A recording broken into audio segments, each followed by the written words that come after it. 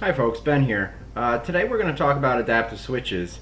Specifically, we're going to talk about how a MakeyMakey can be incorporated to create really any adaptive switch that you might need depending on the learning goals of your student.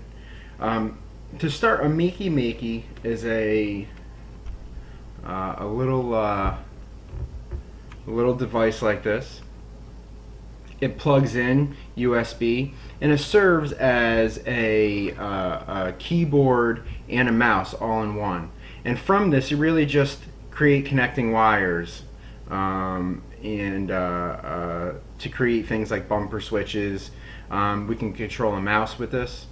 And really, the goal of this is to allow students to be able to operate a computer well. And by doing so, we can take the different leads, we can hook it up, we can place things wherever we need to place them, and when we create a connection, meaning that the circuit is closed, we've created a switch and we've done a function with the computer.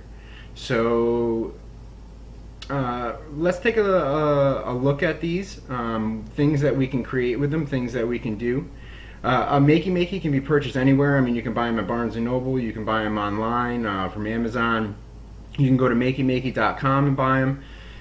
They cost about $49, $50 for the MakeyMakey with all of the wires. And from there, you can really make anything, you can turn anything into a switch that does the same function as a keyboard or a mouse.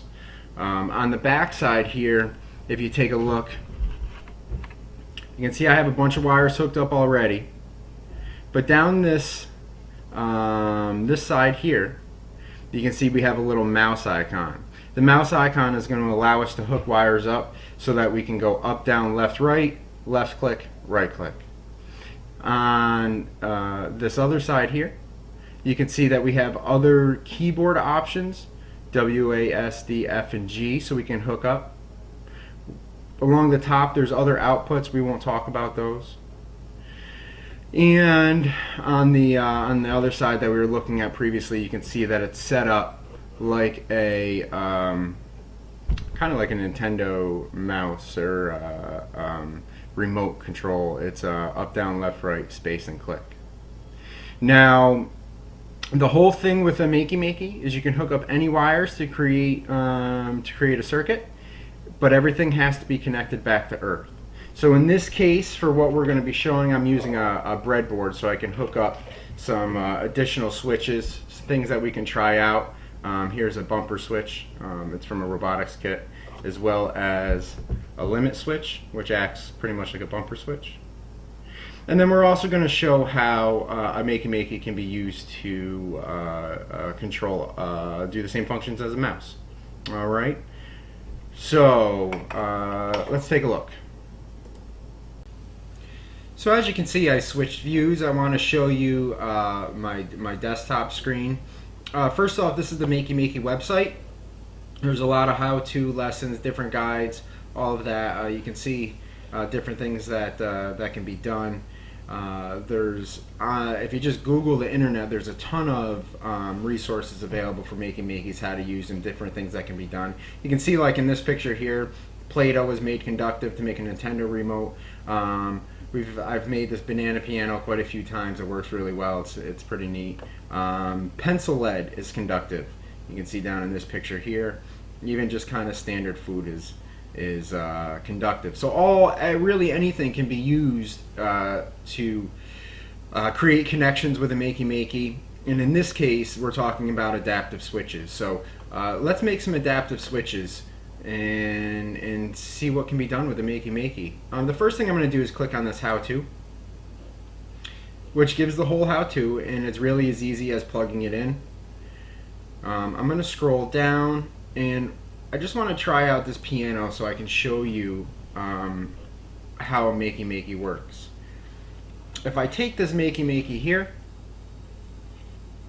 you can see if I hold earth and I click any one of these, the keys press.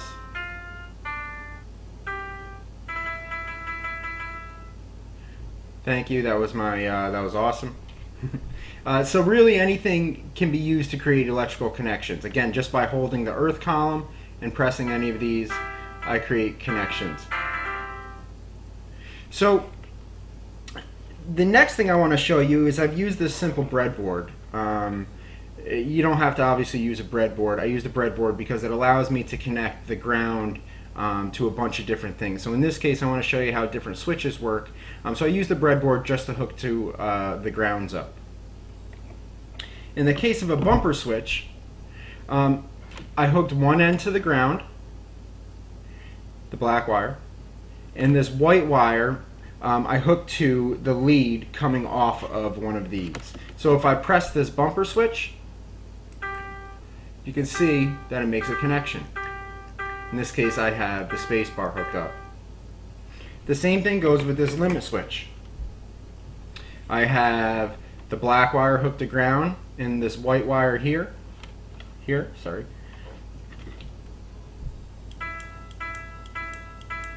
And when I press it, I create a connection, which does a function. So really, you have to start by assessing both the learning goals of the student. In this case, it's to operate a computer, but also their ability.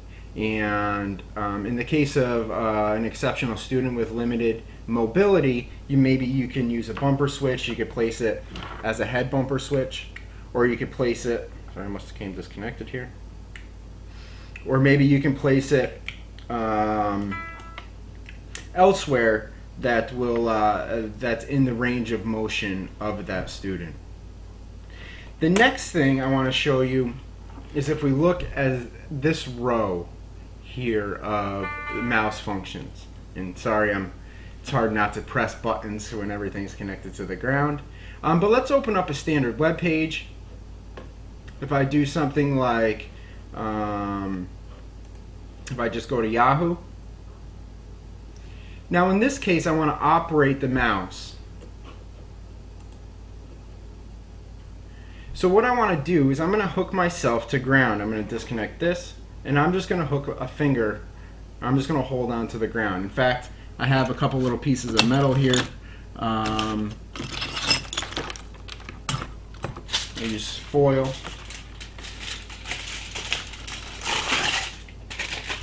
I'm going to make the foil my switch, so I can just hang on to this now. And now I'm connected back to earth. So if I want to use and navigate the mouse, I got some wires hooked up here. This first wire that's hooked up on top is the up arrow. You can see my mouse pointer move.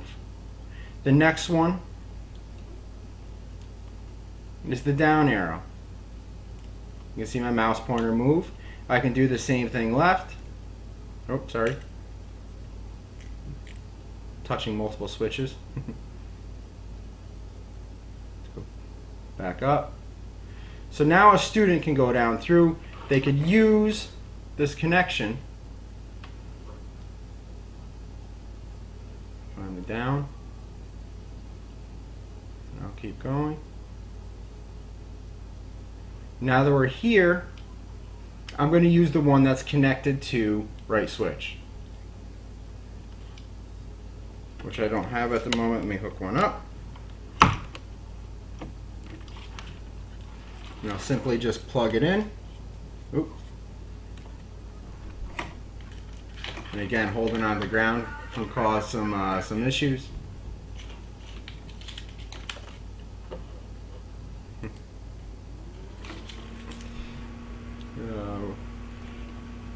So let me use this to find my mouse pointer again here. I'll go down.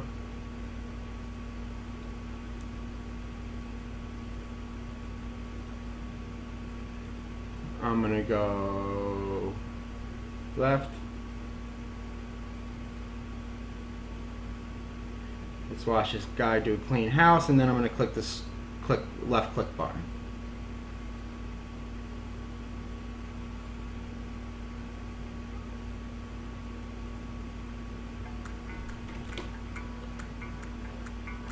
So now, without operating or actually using a mouse, I've been able to do the same functions as a mouse.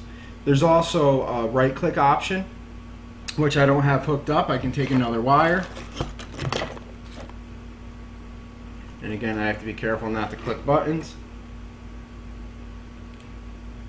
And let go of the ground. I'm going to plug this in to right click. And you can see that I've right clicked there when I just plugged it in because I was holding on to the button. And what I want to do is just navigate away. And you can see that I have right click as an option now too. If I wanted to do something like the zoom in, I could use the down, and then I could hit click, and I've clicked. So just by making electrical connections, you can create a mouse. Now, what we did in this previous one, we used bumper switches. We can hook up these bumper switches so that we can perform the same functions as a mouse. So maybe a student with limited mobility needs to have things close. We could actually create an aluminum foil palm rest for them, or wrist rest, and then they could simply touch other pieces of foil with their fingers. We could hook up the bumper switch, and then we wouldn't need any of that if they just wanted to touch the bumper switch. Or the same thing goes for the limit switch. We could hook that up. For each one of these functions, up, down, left, right, left click, right click, we would need either a switch or some way to make an electrical connection. Again, this can be as simple as using pencil lead. We could actually have one hand rested on our pencil lead, and then we could touch. If we could draw with a piece of pencil. We could draw what would be a good, what would make a good connection. So that's using the mouse. To use a keyboard, you don't have as many of it's not like typing, but you can see we have the W, A, S, D, F, and G. We can hook those up, and we can make hotkeys out of those individual letters on the keyboard. So maybe we wanted to create a hotkey for W that minimized the screen or turned up audio. We could do that, or magnified the screen. We could do that so that when an electrical connection was made, by however we created our adaptive switch, that's what function happened. So MakeyMakeys are a really good all-around tool, and you can see while I'm holding this bottom one, I'm constantly doing other things here.